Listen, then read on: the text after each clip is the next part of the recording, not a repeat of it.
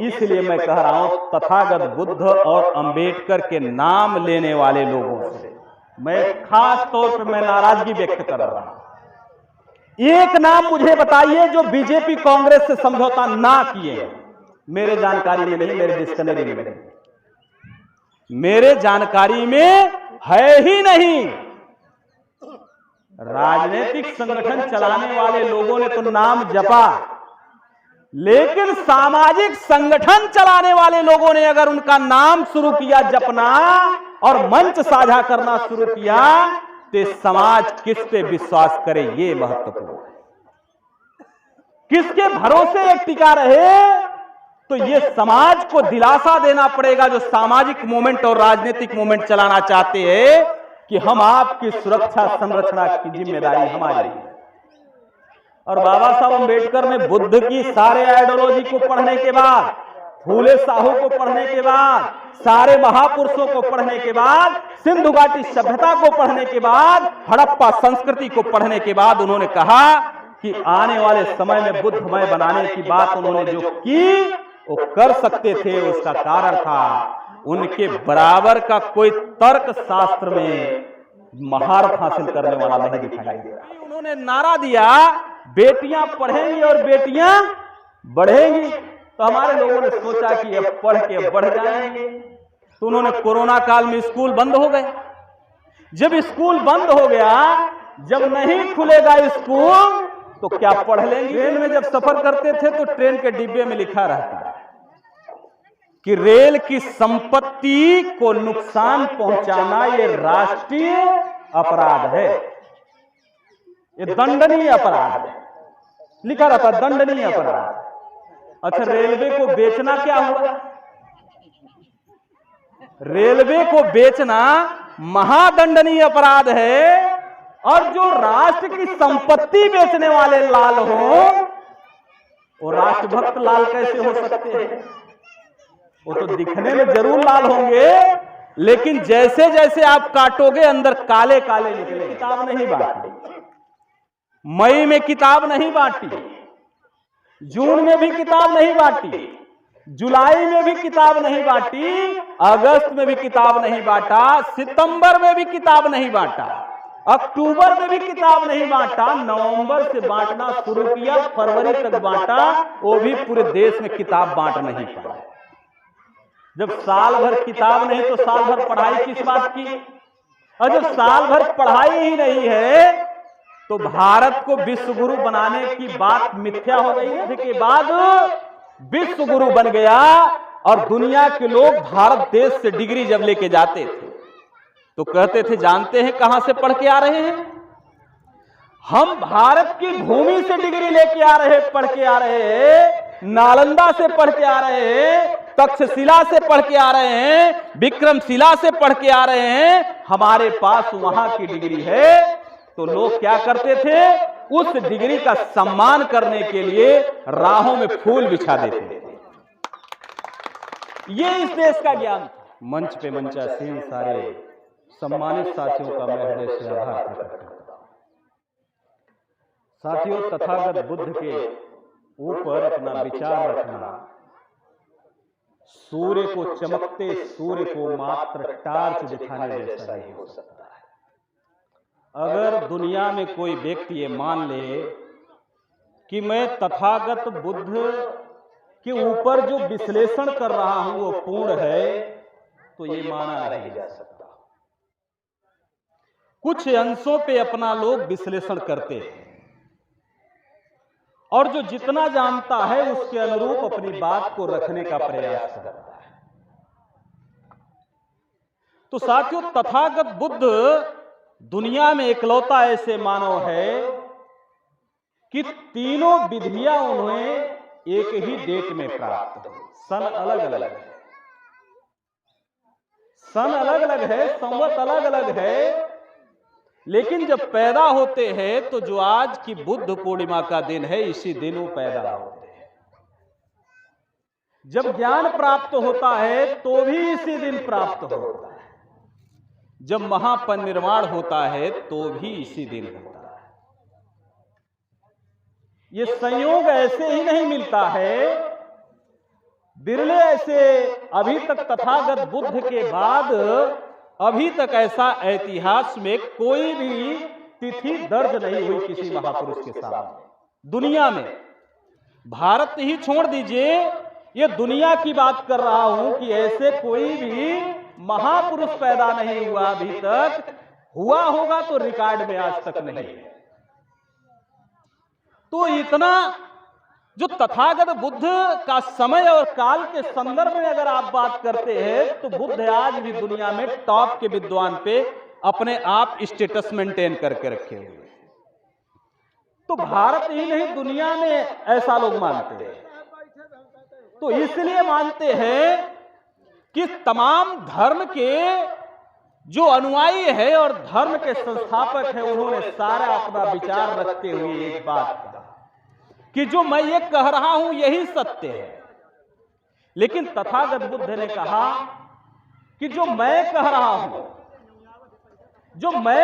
हूं, उसे भी आप एक तरफ से नहीं मान लेना चाहिए कि यही कटु सत्य है, बल्कि कि जो मैं बात किया हूं, जो मैं बात कर रहा हूं, जो मैं आपको संदेश दे रहा हूं, उसको तर्क की कसौटी पे कसिए और खरा उतर जाए तो मानिए, अन्यथा मत मानिए। तो इतना एक निर्मल तरीके से विचार रखना दुनिया के जितने धम्म और धर्म के संस्थापक हुए वैसा कोई दिखाई नहीं देता। इसलिए दुनिया पे आप अभी भी प्रथम स्थान बनाए हुए हैं।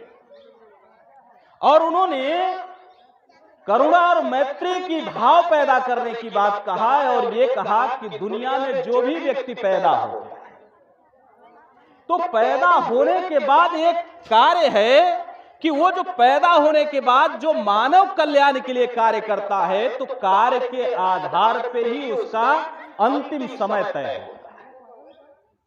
सभी का नहीं तय होता है। जो सामान्य जीवन जीता है, जो पैदा होता है, वो भी मरता है, लेकिन मरने के बाद उसकी प्रशंसा हो और उसके ऊपर चर्चा हो और दुनिया उनको याद करे, ये उनके कर्मों पे निर्भर होता है। सभी के साथ ऐसा नहीं होता। आज तथागत बुद्ध का परिनिर्वाण दिवस कब का हो गया, महापरिनिर्वाण हुआ, लेकिन आज तक तथागत बुद्ध की चर्चाएं दुनिया में बंद नहीं हुई, बल्कि क्या हुआ, फिर से बढ़ता चला जा रहा है, बढ़ता चला जा रहा है। ये मुझे कोई कहने में अतिशयोक्ति नहीं है कि वास्तविकता जो बुद्ध का दर्शन था, जो हमें बताना चाहिए, वो उस तरीके से नहीं परोसा गया। अभी डॉक्टर साहब ने एक बात कही कि जिस तरीके से परोसना चाहिए था, जिस तरीके से बताना चाहिए था विचार को, वो नहीं बताया गया। तो जब सही समय पे सही तरीके से विचार को आप प्रस्तुत नहीं करते हैं, तो समाज अंगीकृत नहीं करता है, उसे स्वीकार नहीं करता है। तो जब उसको सही तरीके से आपने बात को प्रस्तुत ही नहीं किया, तो वास्तविकता में रिजल्ट हमारे विरोध में आए। तो जो अमानवीय लोग काम करने वाले लोग थे, जो मानवता को शर्मसार करने वाले लोग थे, आज देश में अपनी हुकूमत तक कायम कर लिए। उसका कारण है समाज सत्ता और राज सत्ता उनके अधीनस्थ हुई। तो निश्चित तौर पे हमें ये आत्मसात करना चाहिए कि हमने वो बात सही से प्रस्तुत नहीं की समाज में। अब तथागत बुद्ध की बात है, तो वो दुनिया के लिए उन्होंने मानवता का संदेश दिया। तो अब हमारे लोगों को क्या है कि वो मानवता का संदेश उन्होंने दुनिया को दिया, और हमारे लोग सिर्फ कहते हैं कि बुद्ध कुछ लोगों के लिए दिया। कुछ विश्लेषण ऐसा करते हैं, जैसे बाबा साहब अम्बेडकर का विश्लेषण करते समय लोग क्या कहते हैं, करोड़ों करोड़ों दलितों के मसीहा। अब बाबा साहब अम्बेडकर ने अगर सिर्फ दलितों के मसीहा थे, तो जो उन्होंने महिलाओं के लिए पढ़ने का अधिकार दिया, तो किसी वर्ग को उन्होंने छोड़ा क्या कि इनकी महिलाएं नहीं पढ़ेगी? उन्होंने कहा कि भारत देश में जो भी हैं निवास करने वाले महिलाएं हैं, वो सभी को पढ़ने का अधिकार होगा। पुरुष वर्ग है, सभी को पढ़ने का अधिकार होगा। जो देश की मुख्य धारा से किनारे लगे हुए लोग हैं उनको मुख्य धारा में लाने के लिए रिजर्वेशन की पॉलिसी थी, जिससे वो मुख्य धारा में आ सके, अपने जीवन का समस्त विकास कर सके। ये आशय था। हमने उसको गलत तरीके से प्रस्तुत किया तो उसका परिणाम भी गलत आया, गलत परिणाम आया। तो जब गलत परिणाम इसलिए आता है कि गलत तरीके से कोई कार्य अगर किया जाता है तो परिणाम उसका गलत आता है। तथागत बुद्ध ने कभी हथियार चलाया, कोई ऐसा उदाहरण है? नहीं। उन्होंने विचार का और उनके पास राजा और महाराजा भी आते थे। तो राजा महाराजा तो सत्ता चलाते थे, तो जो सरकार चलाने वाले थे, जो राज्य चलाने वाले लोग थे, वो भी तथागत बुद्ध के पास आते थे। अगर तथागत बुद्ध के पास आते थे तो निश्चित तौर पर राज सत्ता चलाने का बेस्ट क्वालिटी का हुनर उनके पास रहा होगा, तब आते थे। नहीं तो राज सत्ता चलाने वाले तो नहीं आते। आज तो तमाम धम्म और धर्म के अनुयायी हैं, तो सब तो नहीं शरणागत हो रहे हैं। तो उस तरीके से उनकी क्वालिटीज थी कि वो मानवता कैसे स्थापित हो, इंसानियत कैसे स्थापित हो, मैत्री भाव कैसे स्थापित हो, प्रेम सद्भाव कैसे स्थापित हो, उनके पास वो लॉजिक था, वो विचार था, और राज्य के कल्याण करने की योजना उनके पास थी। उस योजना की चर्चा सुनने के लिए और अपने राज्य के विकास करने के लिए राजा आते थे। और जब उन्हें ज्ञान की प्राप्ति हुई तो उन्होंने कहा कि आज से हम शास्त्रार्थ करेंगे। अब उनके अनुयायी हैं तो क्या करते हैं, कान में बताते हैं कि हम बुद्ध को जानते हैं, हम भी बुद्धिस्ट हैं। इसका मतलब क्या है, उस लेवल का उनके पास ज्ञान नहीं है। नहीं तो वो लाखों लोगों के साथ संबोधन कर सकते हैं, हजारों लोगों के बीच कर सकते हैं, 10 लोगों के बीच कर सकते हैं। क्योंकि तथागत बुद्ध की जो देशना थी, जो संदेश था, वो समस्त मानव कल्याण के लिए था। तो वो संदेश देना चाहिए, और विरोधी भी आपका चाह के भी विरोध करने की साहस ना जुटा सके। आप अगर मानवीय बात करेंगे, आप पूरे राष्ट्र की बात करेंगे, आप पूरे दुनिया की मानवता की बात करेंगे, तो जो मानवता के विरोधी लोग हैं वो भी मानवता के विरोध में खुला चैलेंज नहीं कर सकते। उनको क्या होगा कि अगर खुला चैलेंज करते हैं तो समाज क्या होगा, हमारे ही विरुद्ध हो जाएगा, और कोई भी राज सत्ता हो, कोई भी समाज सत्ता हो, बगैर समाज के समर्थन के स्थापित नहीं हो सकती।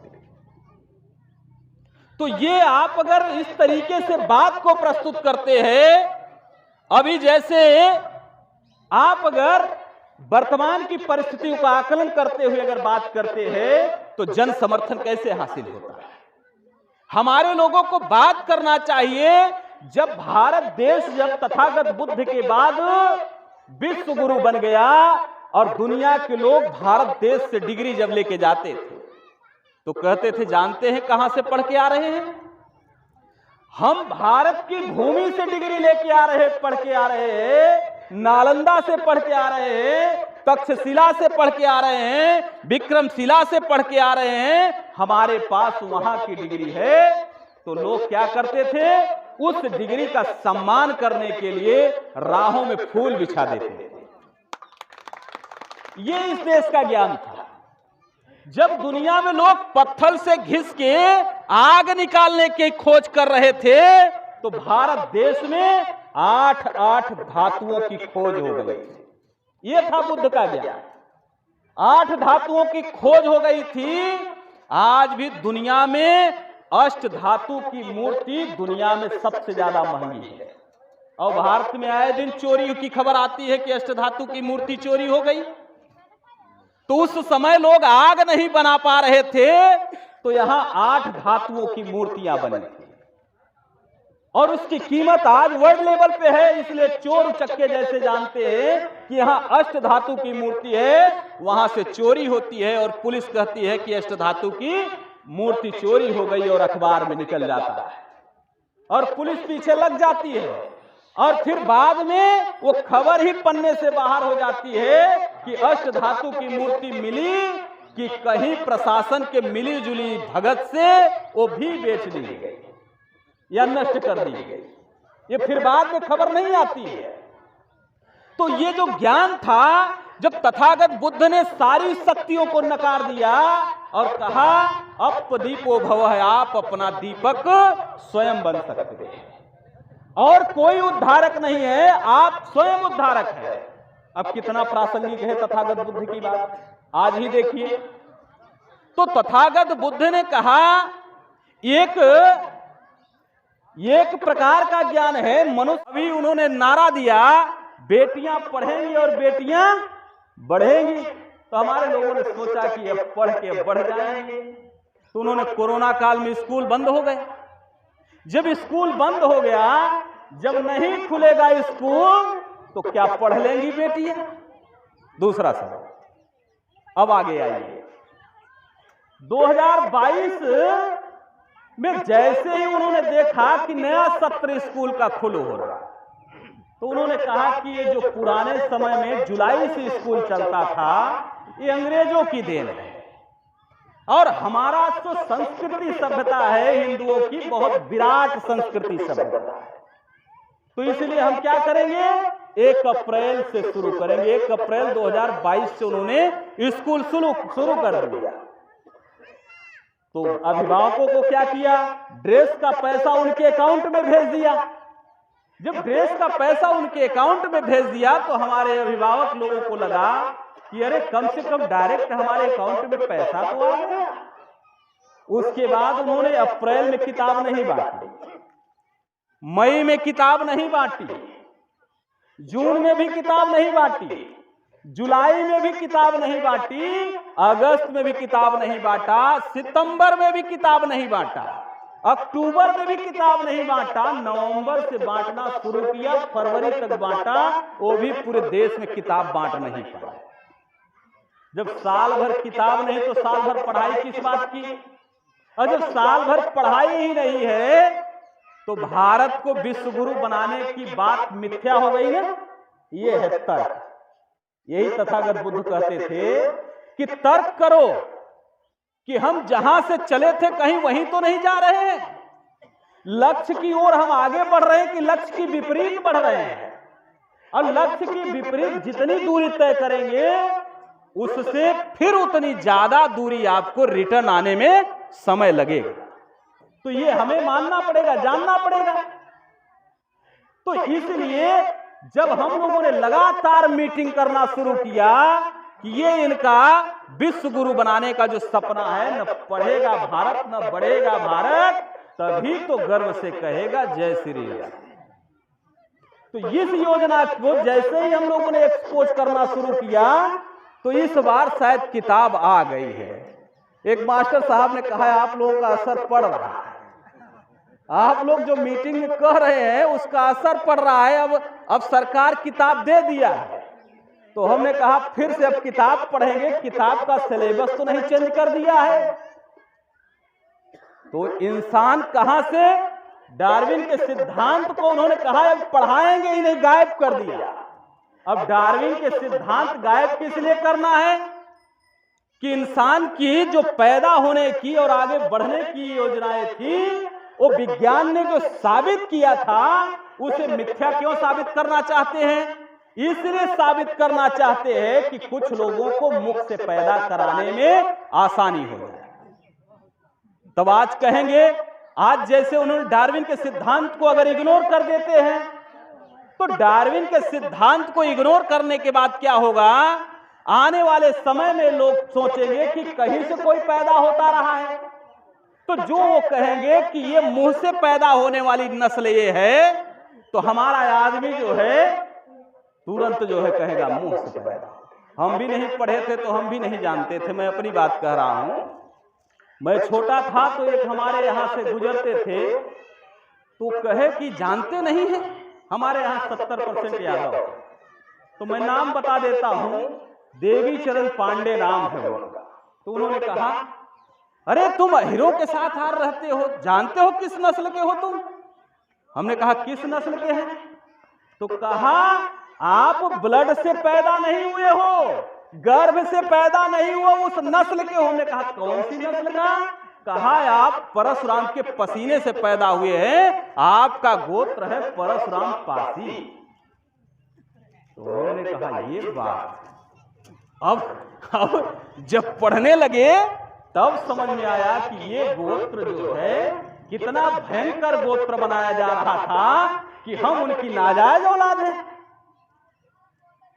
तो गाली भी देने की शैली बदल जाती है, लेकिन हमारा आदमी तो गाली जब दी जाती है तो शब्दों का अर्थ नहीं मालूम होने की वजह से वो गाली को भी सोचता है कि ये तो हमारे लिए बड़ा अच्छा उपहार वाला शब्द है। हाँ?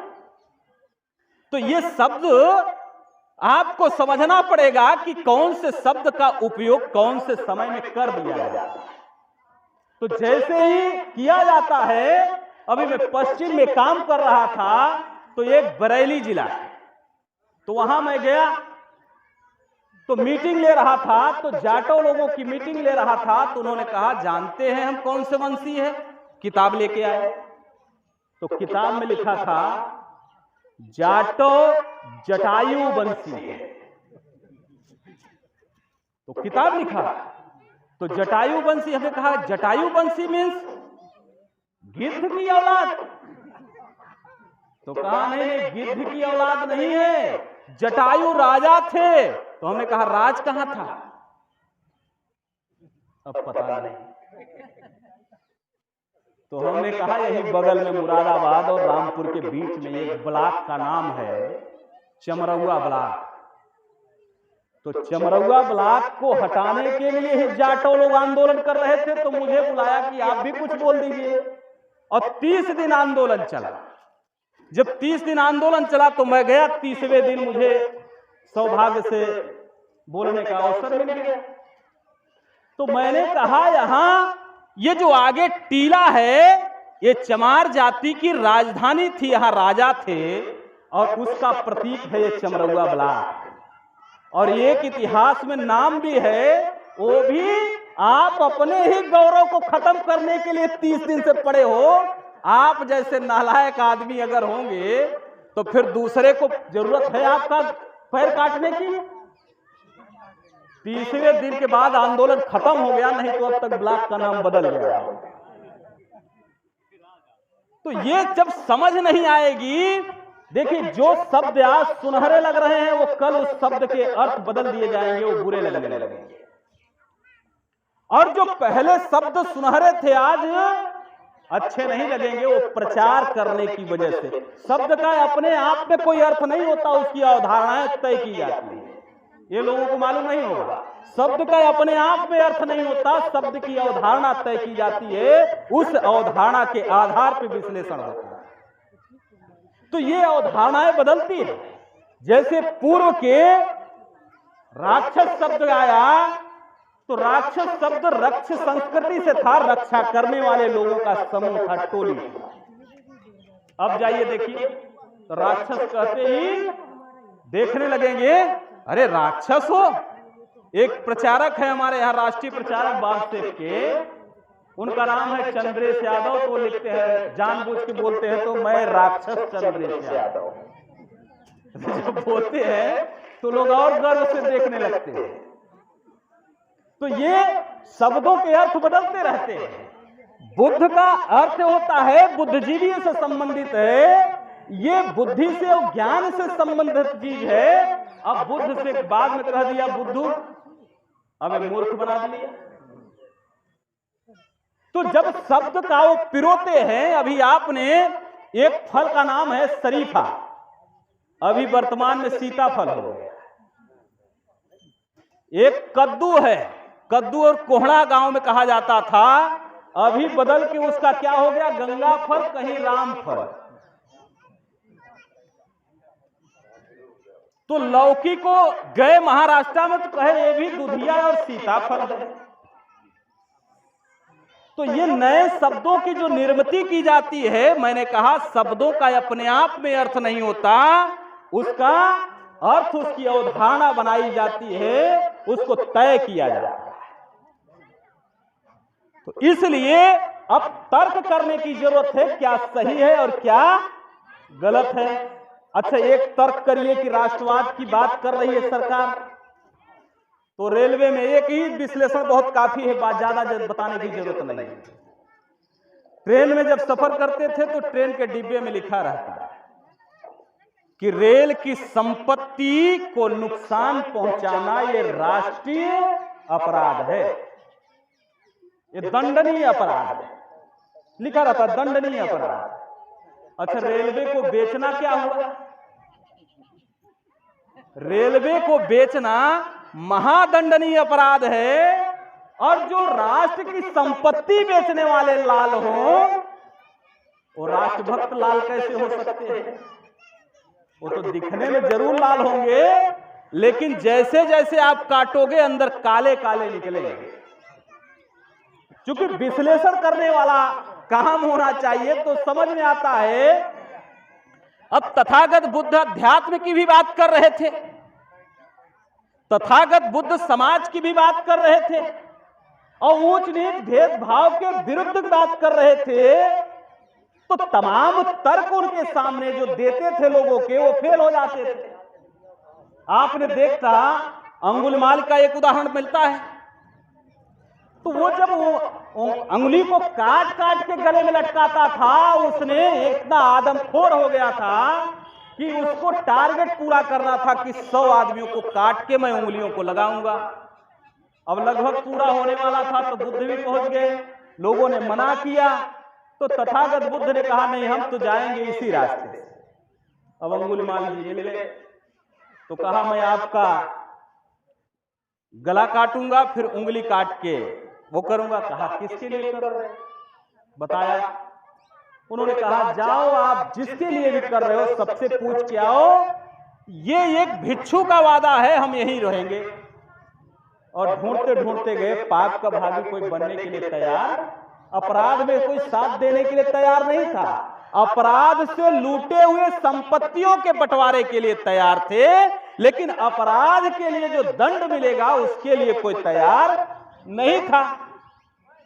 तो जब नहीं था तो अंगुलीमाल जो है तथागत बुद्ध के शरण में आ गया और तुरंत कहा कि ये भंते जी, मुझे भी अपने ज्ञान से ओतप्रोत कराइए और मैं आपके साथ चलूंगा। तो ये बुद्ध के प्रति आप जो बातें हैं आप पढ़ोगे तो उदाहरण मिलेगा आपको कि बुद्ध ने राजा को भी प्रवचन दिया, अछूत को भी प्रवचन दिया, उनको भी अपने संग में शामिल किया, और चोर, लुटेरे, आम्रपाली जैसे नर्तकी को भी उन्होंने धम्म देशना देके एक मानवीय जिंदगी जीने का अवसर दिया, और सभी का नाम स्वर्ण अक्षरों में है। तो ये जो अक्षर है वो अक्षर पालन अगर कोई करे, अब हमारी क्या मर्यादाएं हैं? नाम तो तथागत बुद्ध का लेते हैं, नाम बाबा साहब अंबेडकर का लेते हैं, लेकिन आचरण व्यवहार क्या होता है? मनुवाद के समर्थन में होता है। जब आपका आचरण व्यवहार समर्थन में दूसरे के है, तो मैं एक उदाहरण देता हूं। अगर मान लिया जाए बाढ़ आ जाए और एक लकड़ी ही खड़ी रहे, तो जो कीट पतंगे और बिच्छू और सर्प आ रहे होंगे वो कहां चले जाएंगे? उसी पे सहारा लेके खड़े हो जाएंगे। और अगर वही उखड़ के चला जाएगा तो बह जाएगा। तो इसलिए मैं कह रहा हूं, तथागत बुद्ध और अंबेडकर के नाम लेने वाले लोगों से मैं खास तौर पर मैं नाराजगी व्यक्त कर रहा हूं। एक नाम मुझे बताइए जो बीजेपी कांग्रेस से समझौता ना किए। मेरे जानकारी में नहीं, मेरे डिक्शनरी में नहीं, मेरे जानकारी में है ही नहीं। राजनीतिक संगठन चलाने वाले लोगों ने तो नाम जपा, लेकिन सामाजिक संगठन चलाने वाले लोगों ने अगर उनका नाम शुरू किया जपना और मंच साझा करना शुरू किया, तो समाज किस पे विश्वास करे ये महत्वपूर्ण है। किसके भरोसे एक टिका रहे, तो ये समाज को दिलासा देना पड़ेगा जो सामाजिक मूवमेंट और राजनीतिक मूवमेंट चलाना चाहते हैं कि हम आपकी सुरक्षा संरक्षणा की जिम्मेदारी हमारी है। और बाबा साहब अम्बेडकर ने बुद्ध की सारे आइडियोलॉजी को पढ़ने के बाद, फूले साहू को पढ़ने के बाद, सारे महापुरुषों को पढ़ने के बाद, सिंधु घाटी सभ्यता को पढ़ने के बाद, हड़प्पा संस्कृति को पढ़ने के बाद उन्होंने कहा कि आने वाले समय में बुद्धमय बनाने की बात उन्होंने जो की वो कर सकते थे। उसका कारण था उनके बराबर का कोई तर्क शास्त्र में महारत हासिल करने वाला नहीं दिखाई दे रहा। तो ये वो कर सकते थे और वो करने के लिए जो काम किया उन्होंने, आज संविधान को अगर सभी को पढ़ा दिया जाए, उसका विश्लेषण करके समझा दिया जाए, तो आज भी बुद्ध का भारत बनाया जा सकता है। जाति प्रथा से बहुत सारे लोग पीड़ित होते हैं तो चिल्लाते हैं कि मेरे ऊपर जाति के आधार पे जो है अत्याचार हुआ। जब जाति खत्म करने की बात आएगी तो वही कहेंगे नहीं अभी तो रहने दिया जाए। बाबा साहब अम्बेडकर ने एक बात कहा, अनुच्छेद 17 उन्होंने बनाया अस्पृश्यता का अंत करने के लिए, छुआछूत भेदभाव खत्म करने के लिए।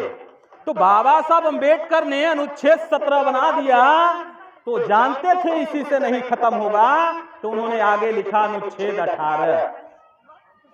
तो अनुच्छेद 18 में लिखा उन्होंने कि कोई भी व्यक्ति भारत में एकेडमिक डिग्री की जो डिग्री है वो लगा सकता है और सैन्य डिग्री है वो लगा सकता है।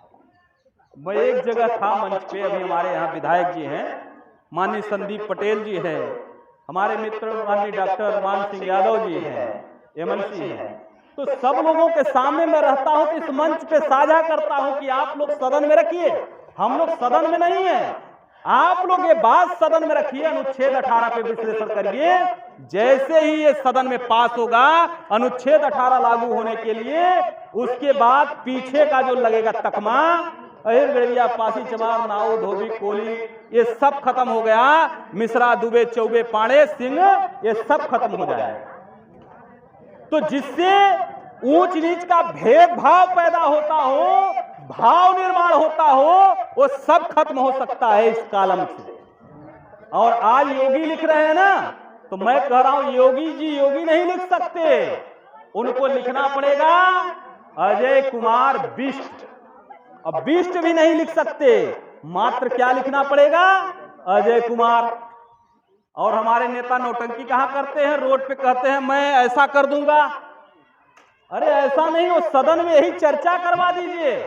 और जब चर्चा करवा देंगे, जब पीछे पूछ नहीं होगी, तो कैसे पता चलेगा दूसरे राज्यों में, दूसरे जिले में, दूसरे ब्लॉक में किस जाति का आदमी है। और जब पता ही नहीं चलेगा, उसके साथ भेदभाव कैसे होगा। सर्टिफिकेट अगर बनेगा तो सर्टिफिकेट बक्से में रखा जाता है, जहां लगाया जाएगा वहां जाएगा, और चिपकता नहीं है, लेकिन टाइटल चिपकती है ना, लिख जाती है पीछे, खत्म हो जाएगा। बाबा साहब अम्बेडकर ने कहा इसके बावजूद नहीं करते तो अनुच्छेद 19 ले लो। ये सब बुद्ध से लिया हुआ है उन्होंने। लोकतांत्रिक तरीके में कैसे फिट हो, उन्होंने बुद्धिज्म को पिरोने का काम किया है। समस्त मानव कल्याण के लिए संविधान है। अब अनुच्छेद 19 में लिखा हुआ है आप देश के किसी कोने में जा सकते हैं, संगठन बना सकते हैं, उस संगठन के माध्यम से संघर्ष कर सकते हैं, अपनी बात मनवा सकते हैं, और तो और क्या कर सकते हैं। अगर विधायक और सांसद आप लोगों के विरुद्ध काम कर रहा है, मानवता के विरुद्ध काम कर रहा है, तो 1/3 आप जनमत हासिल करने के बाद उसकी सदस्यता निरस्त कर सकते हैं। लेकिन 52वां संशोधन करवाया गया संविधान में।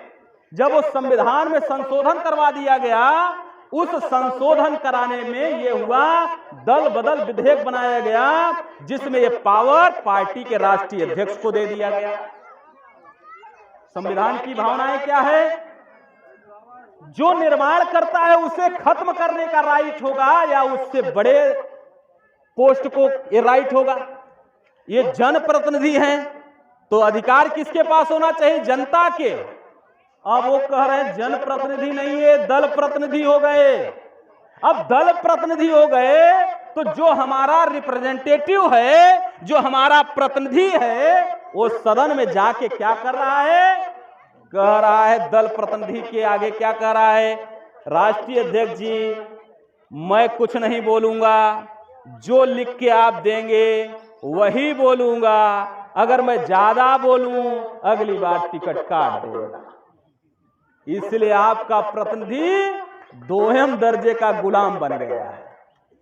तो गुलामी हमने सुपुर्द करवा दी है, वो तो कर ही रहे थे, और जो अपने विरुद्ध कानून बनवा लिए सदन में, और उनसे ही हम न्याय की उम्मीद कर रहे हैं। लेकिन सदन में अगर ये काम हो सकता है, अगर हम लोग समाज में जागृति लाते रहे तो ऐसे लोग चुन के जाने लगेंगे, चाहे जिस दल से चुन के जाएंगे, पढ़े लिखे बुद्धिजीवी और समाजशास्त्री जाएंगे।